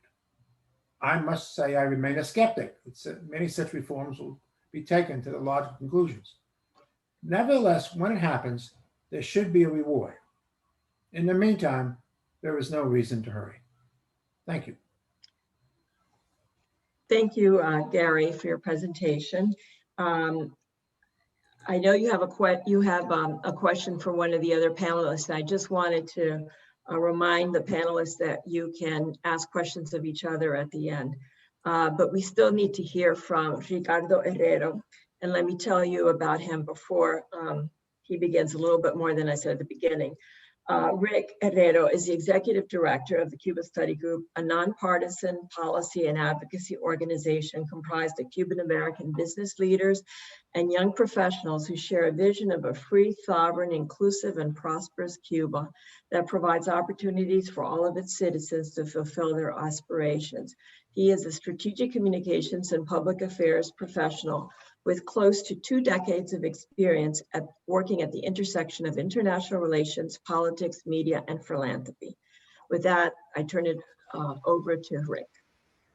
Thank you, Natalia, and thank you all for joining us today. I was a late addition to this panel and don't have a paper to share, but do have comments that I wish to share, somewhat synthesizing what many of our excellent panelists have been speaking about over the last hour and a half or so. So the focus of my remarks will be on US-Cuba private sector engagement, both the merits and missed opportunities. And this is really focusing on the years where private sector engagement and empowerment were seen as a policy priority on the US side. So sort of the Obama years, particularly the last 2 of the second term. The Trump administration did leave intact those Obama-era authorizations that allowed for trade with the Cuban private sector, as well as for investment in projects that would support the Cuban people and drive non-state independent activity. However, supporting that sector really took a backseat way in the rear of the bus to maximum pressure sanctions against the Cuban government and military. So let's go a little bit back in time now to the years where we really saw unprecedented private sector growth in Cuba, particularly during 2011 and 2017. We saw that this was largely as a response to the realineamientos and the recognition by the Cuban government that they had to let go of its state payrolls by at least 1 million employees and try to have the private sector absorb all that human capital. It didn't get to 1 million, but we did see that by 2016, the private sector was employing more than 500,000 Cubans on the island. This private sector was largely supported by hundreds of thousands of US travelers and other foreign travelers dating back to 2011, who helped fuel the expansion of the sector, benefiting thousands of livelihoods, since they're the ones on the island, these visitors who really had the purchasing power in order to allow these private sector entrepreneurs to sell their goods and services and grow, and many of them thrive. When you add private farmers, employees of joint ventures, and other informal sector workers, both part and full time, you saw Cuba's non-state sector reach a point where it was accounting for more than 1/3 of the Cuban labor force on the island. And we saw American travelers and partners, again, really help it create, really help it turn into the most dynamic job-producing sector in Cuba, particularly in 2015 and 16. Other merits of private sector engagement, remittances, family remittances, donative remittances, and other forms of remittances did provide a key startup capital for Cuban private sector growth, even though this was informal and was not recognized as investment by Cuban law. This allowed for the further integration of Cubans at home with those abroad, since it was in many cases those abroad that were providing that seed capital for those Cuban small businesses to launch. We saw partnerships with U.S. universities, NGOs, and cultural institutions help propel the growth and diversification of Cuba's civil society, not just in the private sector, private business sector with business incubation programs, but we also saw artistic exchanges, journalism fellowships, all sorts of other types of exchanges and partnerships that would allow for other private sector projects to really blossom in Cuba in these different sectors.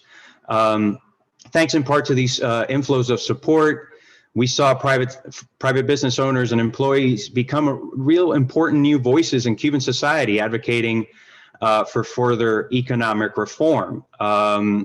Anyone here who has had regular interaction with entrepreneurs on the island know that there is no shortage of complaints that they have about having inspectors breathing down their necks and laws being unclear as to what kind of activity is permissible and not, and access to basic procurements and other materials that they need in order to be able to not only manage their businesses but scale their businesses.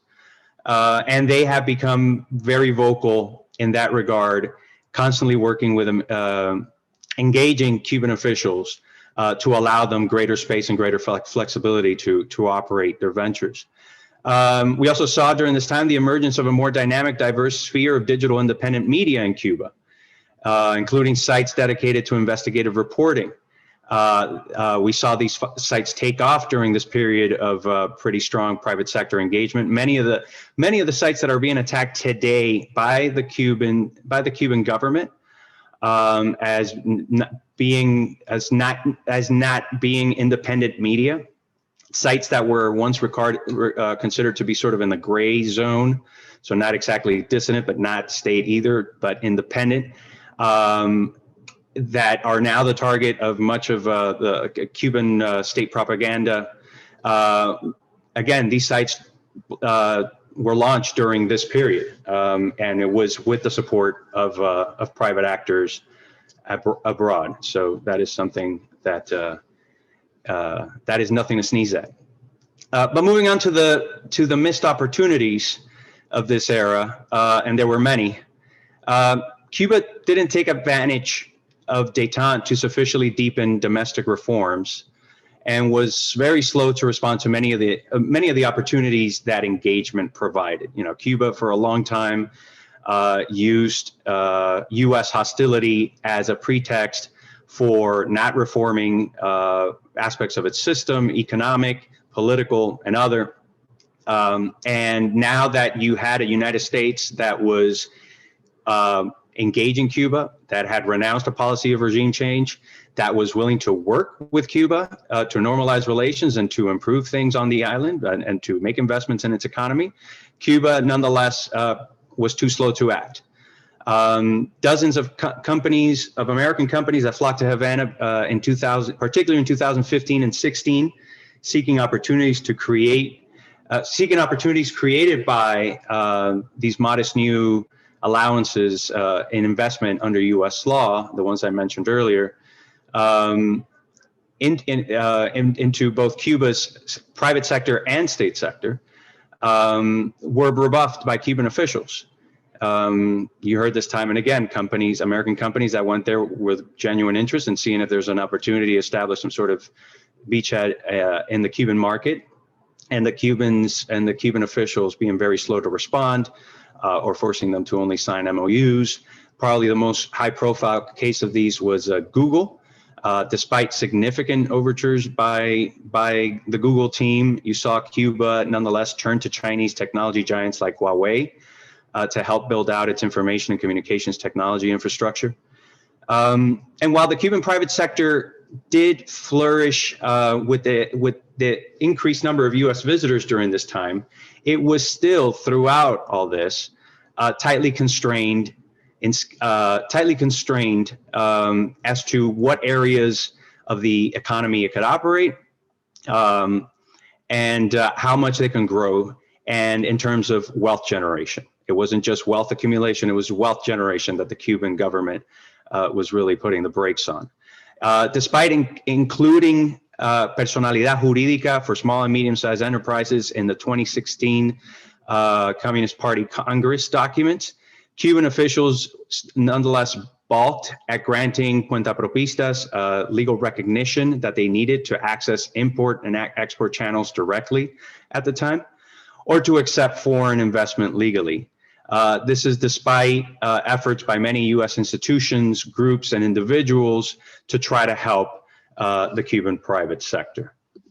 By mid-2016, the expectations unleashed by President Obama's visit within Cuba and pressures on centralized control that were created by closer relation with the United States, whether real or perceived, did lead government hardliners in Cuba to start characterizing engagement policy as regime change by other means.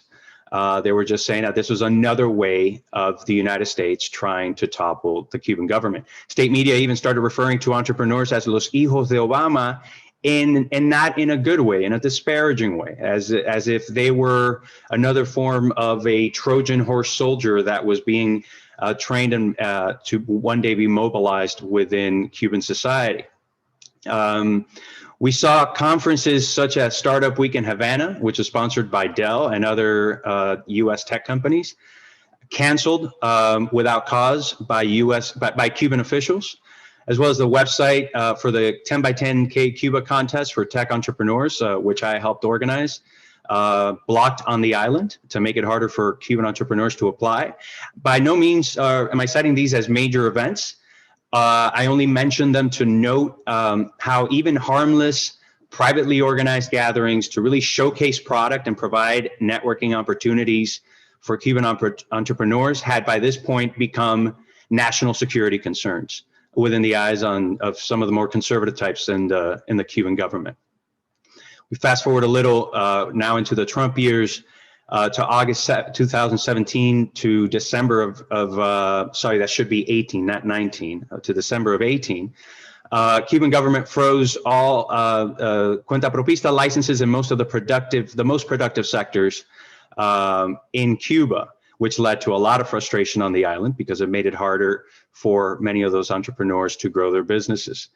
And in 2019, when the new constitution acknowledged that there were new forms of private property in Cuba, it did nonetheless kick binding economic changes like the legalization of small and medium-sized enterprises further down the road. We saw that recognition and really what we hope are the initial steps towards remedying that in July 2020, when the Cuban government finally announced that it will move forward with several long-stalled pieces of its previously approved roadmap for economic reforms.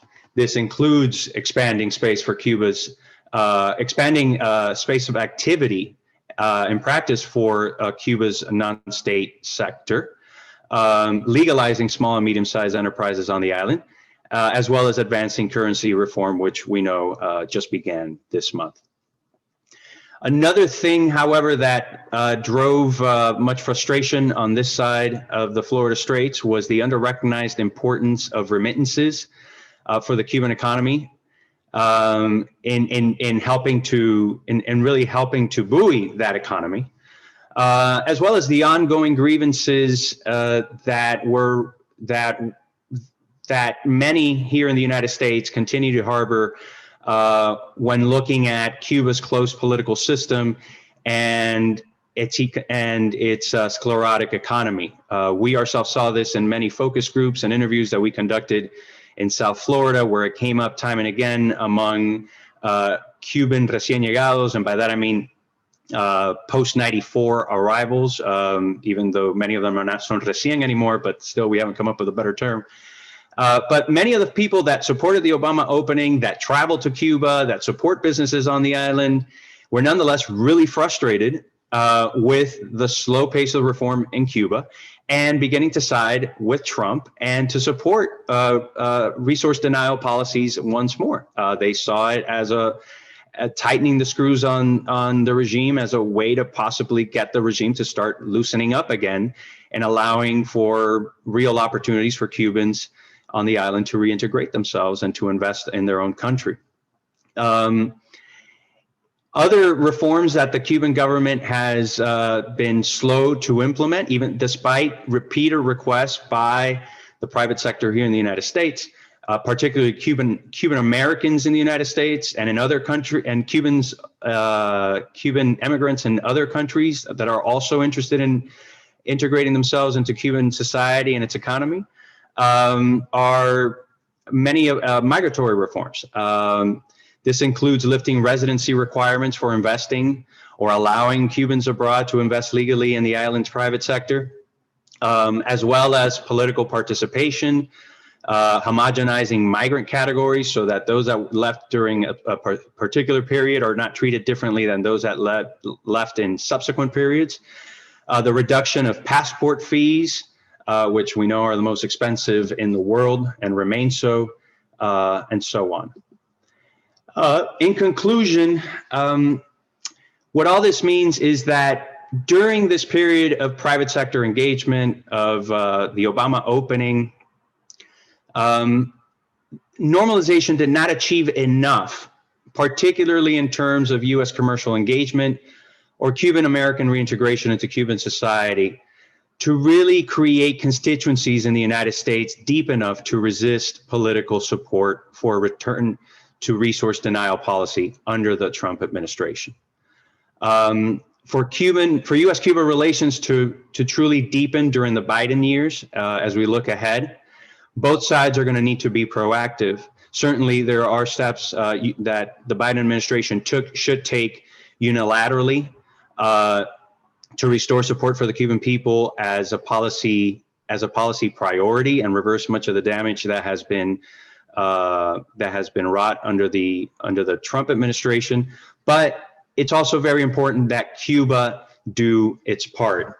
And what I mean by Cuba doing its part is that whether it's as a result of negotiations, of parallel measures, or internal reforms, Cuba take advantage of these next 4 years to allow for greater compatibility between its affairs and U.S. private interests to really take hold.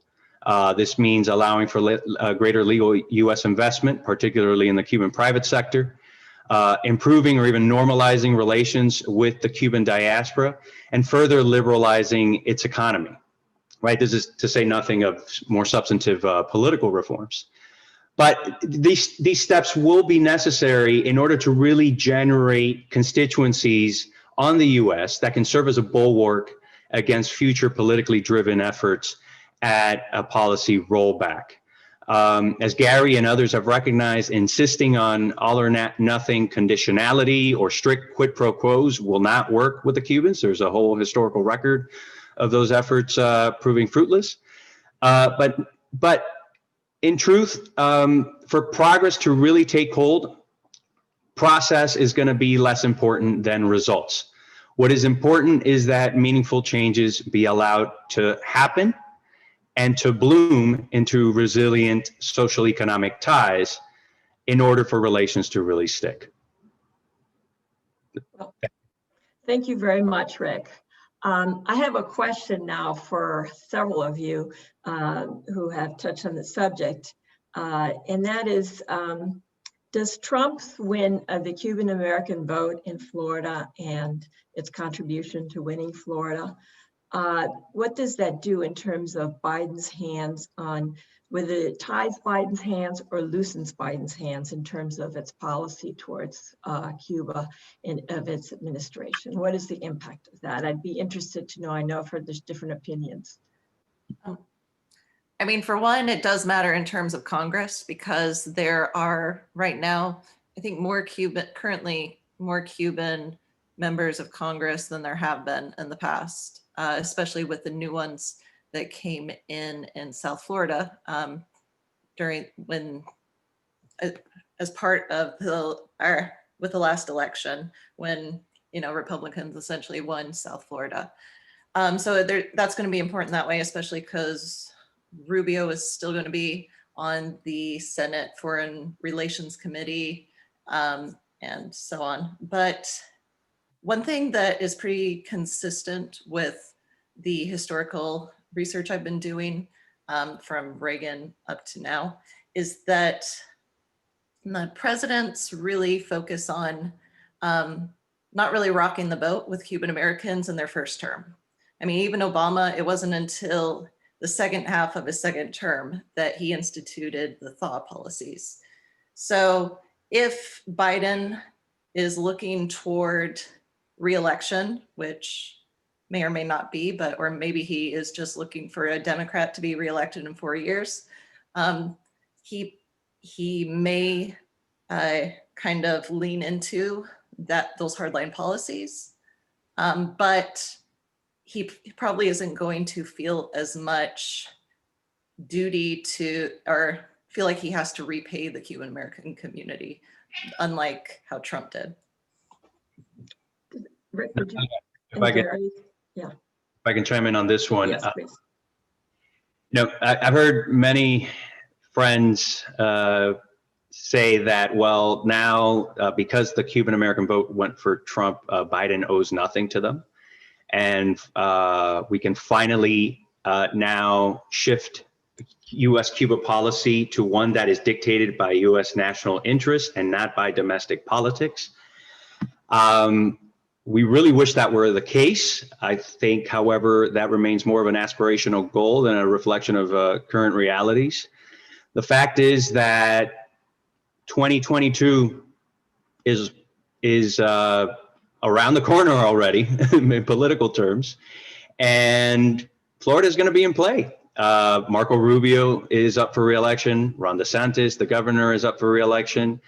Because of redistricting, you're going to have 2 new congressional seats added to the state, and one of them will likely end up in Miami-Dade. So it's very possible that Miami-Dade may end up with 4 members of Congress representing it. So it would be unrealistic to think that the Democrats aren't going to play for these seats and that Cuba policy won't be a factor because as we saw in 2020, the Republican Party in Florida has tailored its entire messaging around the idea of staving off Cuban and Venezuela-style socialism from reaching the shores of the United States. And on the idea of tightening the screws on these governments. And we saw it work well for them in the 2020 elections. It worked well for them also to a degree in the 2018 elections. There's no real reason to think that they're going to, stop doing what works for them. So I think that the smarter, the real sort of the more prudent approach, smarter and more prudent approach is really to integrate the Cuban American community into this sort of reset of engagement policy. There is still a lot of support within that community for elements of engagement, particularly all of the ones that Biden already announced and committed to during his campaign. But it is hard to see him spending any political capital within the next 2 years to try to move Congress, even if Democrats take control of the Senate, to loosen codified sanctions. That political capital will have to be generated. And for that political capital to be generated, Cuba is going to have to do its part. the more that Cuban Americans and others see here real opportunities to invest in Cuba, the more that Cuban Americans see opportunities to really reintegrate themselves into Cuba society in a transparent way, in a way that they feel is appreciated by Cuban officials, the less resistance you're going to see here, or at least the less support you will see for resource denial policies, because you will have now Cubans in the United States actively pursuing real opportunities to get ahead within their own country of birth. And that will have serious impact on public opinion down south. Well, one thing, one kind of caveat, or maybe a question I pose as well, is the media atmosphere in South Florida is something to kind of look at.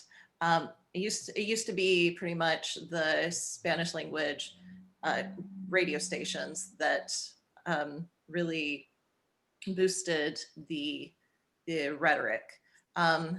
But now it's, you know, there's still some of that, especially in the older crowd, but you also have TV stations, you also have these up and coming YouTube stars that seem to be very, very popular, especially among newer arrivals. I mean, the newest FIU Cuba poll showed that very recent arrivals were much more strongly in favor of hardline, or at least in the past couple of years than they were before. I mean, it just drastically changed, as kind of you're talking about. So the question is, how much will the media environment make a difference when it comes to attitudes toward if Biden wanted to kind of continue on what Obama did? Paolo and Gary, do you want to Mrinalini? Well, I think Carolyn and Ricardo both expressed my views fairly strongly. That's why I argue that, you know, the policy is going to have to be slow. It really, I think, has to be tailored to what happens on the island. I think one of the failures of the Obama administration, it was trying to push things before Cuba was ready for it. I have an example. There's a lawyer who's a part of ASCE who was trying to represent US firms looking to invest in Cuba. He talked to the State Department, this is during the Obama years, and asking what the criteria was. And basically I told, look, we'll take any criteria. Just give us something so we can approve it. You know, that's not a policy that works. It's just not. And so you really have to be careful. It means actually you can have some better staffing at the State Department so we can get these things looked at more carefully. But when Cuba does things right, we want to make it to succeed. And so at that point, we should move. Trying with Congress, trying with Mario and others, with pre-consultations, not after the fact consultations, to try to get them on, and understanding you won't get them on all the time, and move forward. I mean, a successful foreign policy, especially to Cuba, depends on domestic support. Paolo and Mrinalini, did you want to add anything, or shall I go on to other questions? Paolo, you're muted. Okay, something quickly. If we look at the economic and political reforms in Cuba, the depth and pace, there's plenty of reason to be disappointed. So in terms of US policy being responsive to what happens in Cuba, as I said, there are plenty of reasons not to do things. But if we look at the last 30 years and how meaningful changes happen in Cuba, it always happened at a moment when there was more engagement with the island, whether the engagement came from the European or the engagement came from the US or came from another place. So still we are here. I'm skeptical too that the Biden administration will not be implemented, especially in the short term, meaningful changes. But if we look at 2022, 2024, the logic of US policy toward Cuba never really responded to changes on the island. It mostly responded to domestic political imperatives. And I think it's time to disassociate the two, to have a policy that is proactive and does build bridges with Cuba, because that has been the lesson in the past 30 years. And again, I'm the first one to be critical of the lack of depth and the reforms they need to do, but that always helped better than the policy of isolation and putting more restriction. I think the Mrinalini presentation was really emblematic, excellent presentation to show how difficult it is to establish relationship with Cuba. Cuba tried the U-turn transaction, it didn't work. Cubans cannot open correspondent account in US bank. The whole financial transaction system is problematic, and there are so many areas. So at some point, the United States, I think it should take a proactive and give it some time to promote and encourage some meaningful change in Cuba. Otherwise, if we try to look at the US logic and the reason for not doing things, you will always find plenty. Yeah, I would only add to that, I do agree. Again, both sides need to be proactive. Being proactive doesn't come at the expense of public opinion. We saw during the Obama years that the Obama administration was incredibly proactive in engaging Cuba, and we saw the policy was very popular. It was reflected in poll after poll in the Cuban American community, and in particularly in South Florida. We saw, Hillary went and gave a big speech on Cuba policy down there in 2015, and then later on went to win record turnout for a Democrat within the Cuban American vote in 2016. So it's not about, to Gary's point, with which I differ a little bit, it's not about being slow, waiting for the Cubans to do everything. You have to proactively engage the Cubans and try to enable these changes that they need to, that we need to see on the other side, not because we're insisting on these changes, but it's because no one understands the reality in Cuba like Cubans at home and Cubans abroad. And for the politics to change in Florida, public opinion will have to shift. And you can have all the YouTubers in the world. It doesn't matter. You can have Otaola on primetime TV, not just on YouTube, every day in Miami. If Cuba opens up its economy, allows for real investment in the private sector, normalizes its relations with the diaspora to a significant degree, incentivizes diaspora investment, those are real changes. No YouTube celebrity or influencer is going to be able to manage public opinion if those real changes take place. But those changes need to occur if we want relations to really become resilient to the whims of US politics. Because the real threat here is that we are very engaged, we are very proactive. We lift all these Trump measures. We really push to have increase U.S. presence and socioeconomic ties, but not enough happens on the Cuban side. And the Cuban people don't really perceive a change and are still riddled with the same grievances that drove resource denial policy during the Trump years. We'll see then, we'll be back to a policy of resource denial next time you have a Republican in the White House. And that could be very well be in 4 years. We don't know what's going to happen in 2024. Let me just add, a second. Yeah.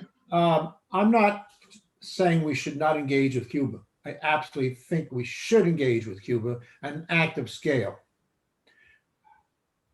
but not with big announcements. We should be talking to the Cubans privately. We should point out we are willing to help in their reforms, that we will react positively. We will react positively to their reforms that we think will work. You will see changes in our embargo. You will see changes in remittance policy. You'll change a lot of things. But let's not make a big thing of it, which, as I think Ricardo is very good at pointing out, just creates expectations that can be disappointed at home. That neither helps U.S. policy nor helps Cuba. Okay, let me give Mrinalini a chance to comment. She's been trying to and has not been able to get a word in. No, thank you, Natalia. I think this is obviously a very complicated issue, and I also completely support reaching out and being proactive about engagement with Cuba and not following a kind of isolationist policy.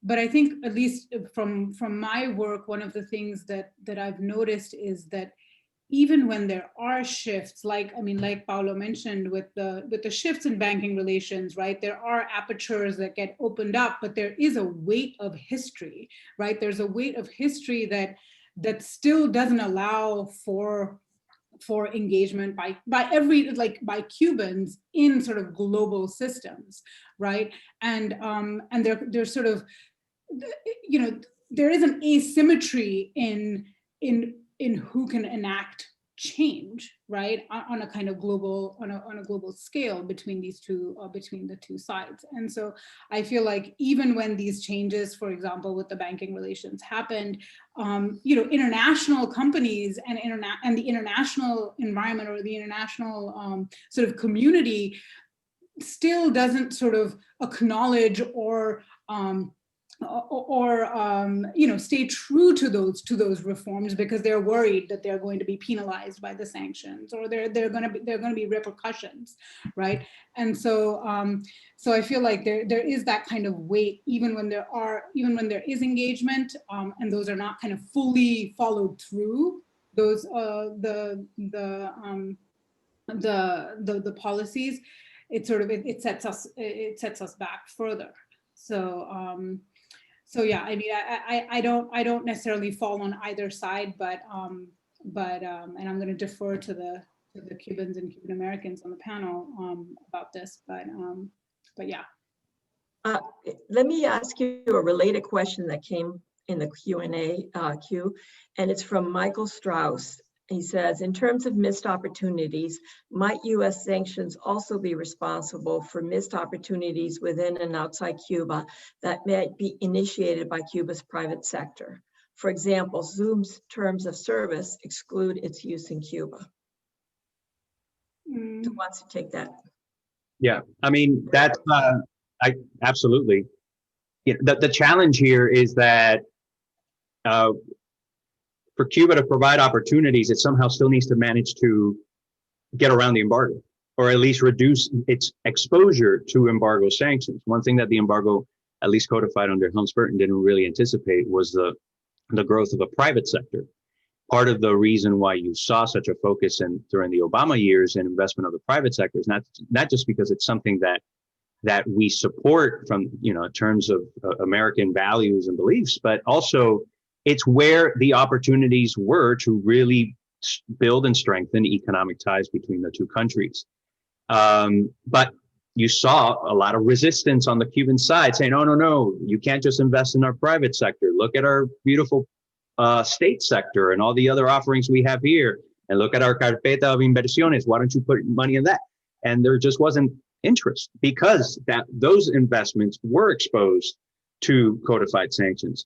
If there had been a more strategic mindset at play that recognized that by allowing for greater investment in the private sector, you would cement that relationship to a much greater degree, I think we may not be where we are now in terms of relations. But certainly things like the Zoom terms and other issues, I think that to the degree that can be identified during the Biden, you know, once the Biden administration comes in, and folks can identify certain regulatory tweaks that could be made to further facilitate trade with the Cuban private sector, and you know, bring those to the attention of OFAC and Commerce, I think that would be very helpful in you know, for those entrepreneurs.